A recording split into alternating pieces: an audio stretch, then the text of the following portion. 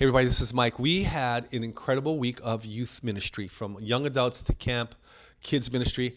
Over 1,000 students have been ministered to, but something happened on Tuesday that changed everything on how we reacted to a crisis. Have a look at this video. You know, in the first few minutes, it was one of those moments where you just have to go. We were in the middle of our tribe games, so the kids were, at the moment, were completely clueless to what was happening, just having fun. I didn't really understand what was going on at the time because I was so busy with other things, but the team kind of really pulled everything together. Like, everyone knew their part and we were all working as one. Each tribe got all their kids and then bringing everybody into one place so we can share and plan what's next. So people were like doing buses, some people were making sure we had food, loading up the box truck. Darian was over there rallying the kids, making sure that they knew what was going on. You know, of course, got them excited, like, hey, is everybody having fun? How's everybody doing? And then we broke the news like, well, this is what's happening right now. And at first the kids were all like, oh my God. But then afterwards, we just kept having fun. You know, we stayed at the tent while we were playing games, you know, giving out ice pops, you know, and the kids carried themselves really well despite everything. The kids were absolutely amazing. We were thankful for the leaders who were there with them, their tribe leaders, who kind of kept them going while things in the background were shuffling and moving. But in the midst of it all, you had this peace where God was in control.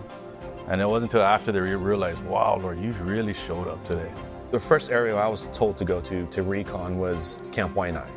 In Camp JRHI, and even going up there, immediately I said, there was no room for these buses to go through. And so I just decided to go up to just asking the neighbors, hey, is it okay that we can park our buses here? The last person I went to was Barnabas. When he mentioned his name was Barnabas, my eyes just like, wait, what? Barnabas. And I'm thinking, you know, Paul and Barnabas was that encourager. And that encouraged me for someone who I've never met, who opened up his land and to offer up food. It was just amazing to see the multiplication of him saying, I only have food for enough for 80. And to see God multiply what they had to feed 200 students plus adults. And in the midst of all that, seeing the kids praise God in the midst of a soon-to-come tsunami to the islands. So they're praising God before the tsunami hit, praising God during, and then after. The kids didn't stress, they didn't worry, they didn't have anxiety, they were just at peace.